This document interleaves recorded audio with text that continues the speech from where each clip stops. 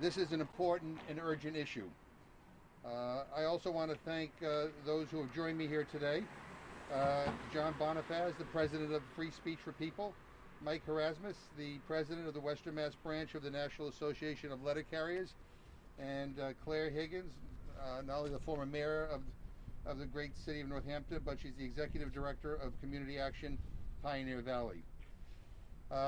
We are here today because right now, as we speak, Donald Trump is engaging in an unprecedented and unconstitutional attack on our democracy that is unlike anything we have ever seen before. First, he tried to get the governments of Russia and Ukraine to tip the scales of our democracy in his favor. Now he is bringing his criminal behavior home by undermining our election process and sabotaging the United States Postal Service to suppress the vote. Can you imagine the kind of person who wants to cling to power so badly that they would sabotage our postal service to stop people from voting? This is wrong, and it is outrageous, and I believe that the people need to speak up. We don't have to guess why Trump is doing this. He told us so on TV. He thinks messing up the election and throwing our country into chaos will help him win in November. And Louis DeJoy, his hand-picked Postmaster General, and a mega donor to his campaign, by the way, is now basically acting as his accomplice by introducing sweeping new operational changes. Just before the election, these changes are being introduced that will degrade delivery standards and delay the mail. That timing is more than suspicious. It is criminal. That is why yesterday our House Democratic Caucus chair wrote a letter to the FBI asking them to investigate whether or not the postmaster or members of the Board of Governors of the USPS have committed any crimes in light of nationwide delays and issues with the United States Postal Office. The USPS is warning that voters, even if they send in their ballots to meet deadlines, may be disenfranchised in 46 states because of the continued delays. They have even started removing mail sorting machines from postal facilities, including at least 12 in Massachusetts, right before the election. You know, I was in Shrewsbury a little bit earlier at the Central Massachusetts Processing and Distribution Center, and 3 mail sorting machines had already been removed from there. This is an emergency for our democracy. If this president can abuse the power of his office to cheat in an election, then guess what? Any president after him will be able to get away with the same thing. And that is not an option. We're not going to go down this path. We will not let this president cheat in the election.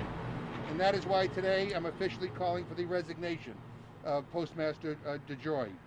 He is systematically dismantling key USPS functions to help his boss stay in power, and we will not allow him to help Donald Trump cheat in this election. He has shown that he is not acting in the best interest of the American people, but in the interest of one man and one man alone, Donald John Trump. DeJoy must resign so he can protect the USPS from political interference and protect the integrity of this election from Donald Trump's attempts to sabotage it.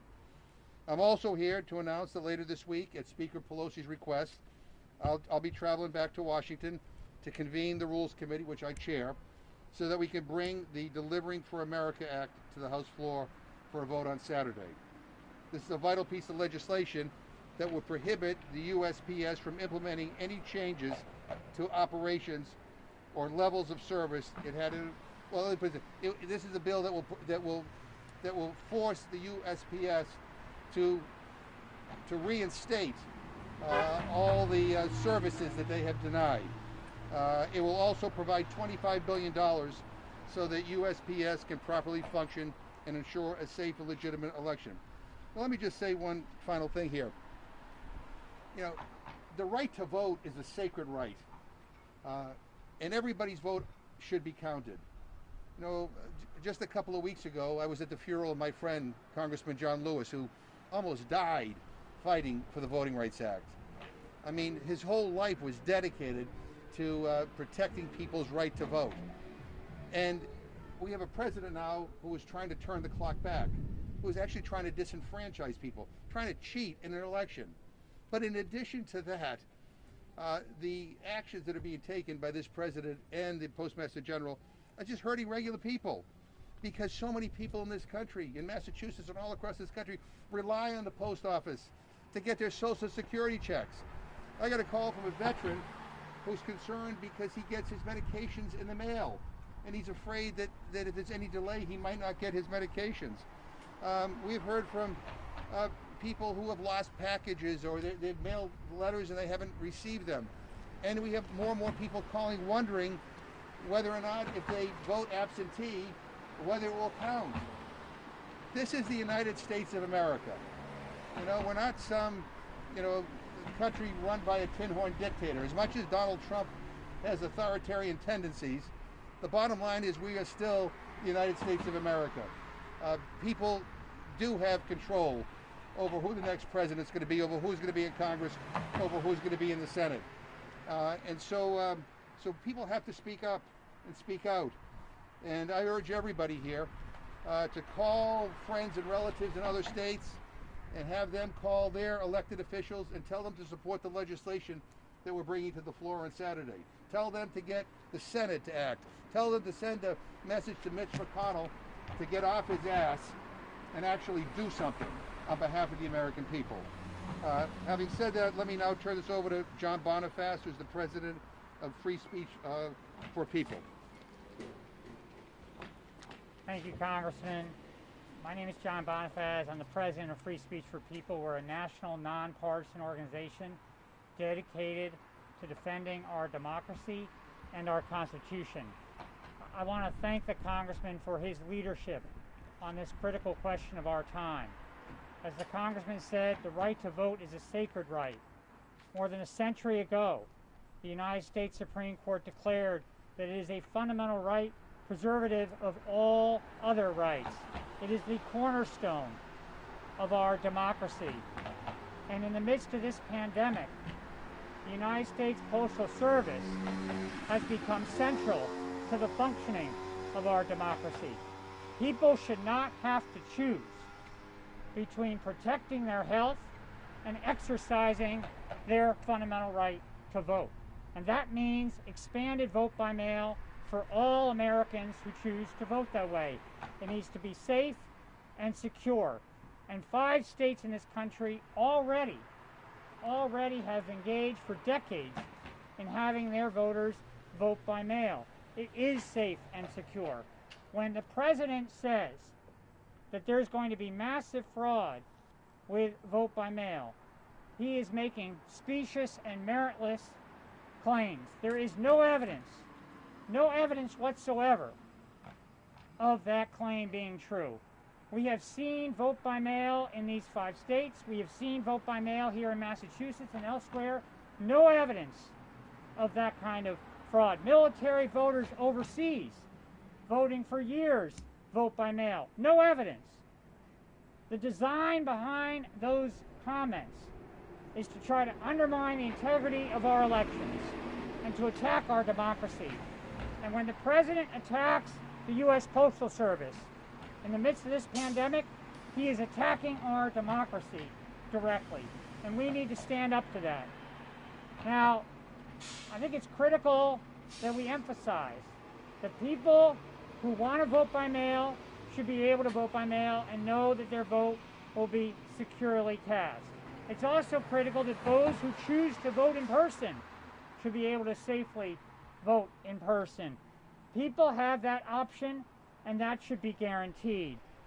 But what cannot be accepted is having the president abuse the power of his office to use it for partisan purposes and to install a partisan hack as the Postmaster General of the U.S. Postal Service. So we join the Congressman's call for the immediate resignation of the Postmaster General DeJoy, and we join the Congressman in the bill that he and his colleagues will soon be filing, the Deliver for America Act. We need to ensure that our democracy is protected, and there should be no acceptance whatsoever across the political spectrum for this kind of conduct, which is fundamentally attacking our right to vote. Thank you, Congressman McGovern, for your championship of our democracy.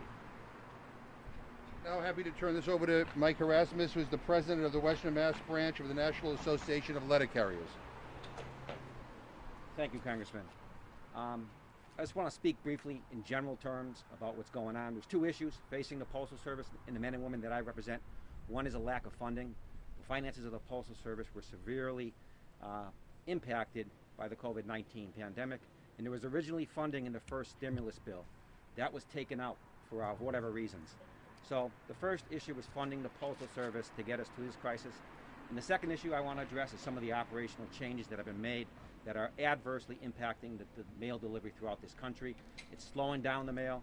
The men and women that I represent want to deliver mail to the American public in the manner they've been accustomed to doing so. They try to provide the best and most efficient and reliable service.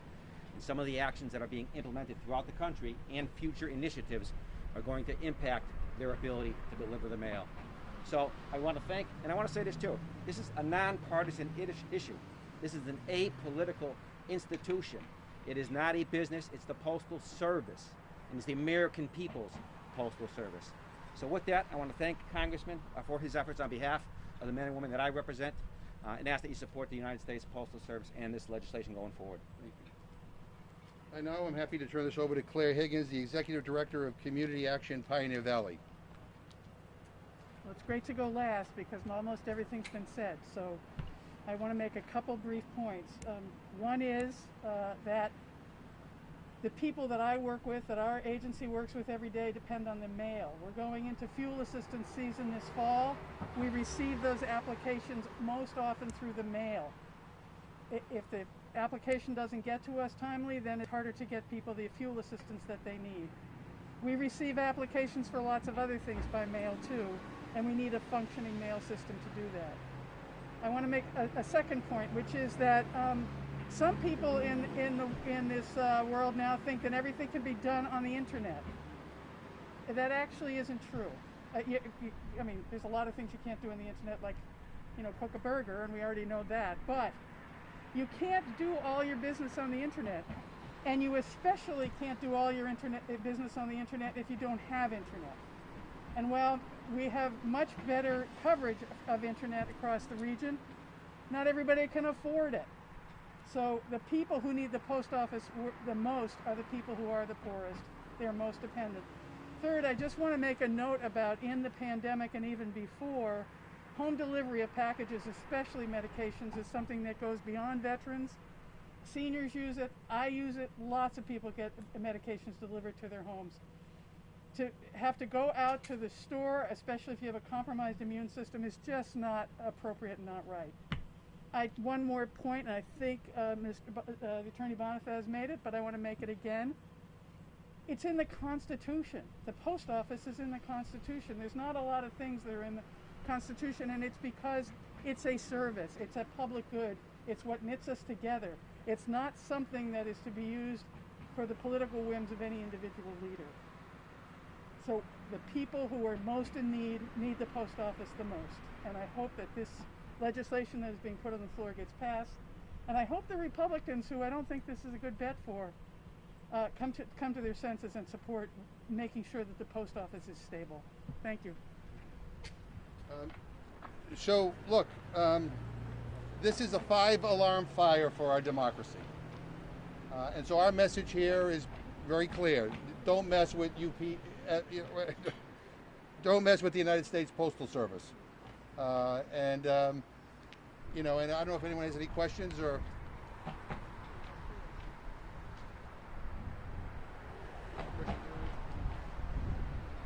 Okay, well, thank you very much for coming. And I just want to say one other thing. Mike mentioned here, the Postal Service is one of the most popular institutions in this country. When you poll it, the general public gives it high marks and has great regard for the men and women who work here. They rely on it for so much of what's important in their life. And we ought to be doing everything we can to make sure that we support the Postal Service. We provide them the resources they need. We provide the workers the protections that they need, and the economic security that they need as well. The idea that we are having to defend the Postal Service right before an election is just appalling to me. Yeah.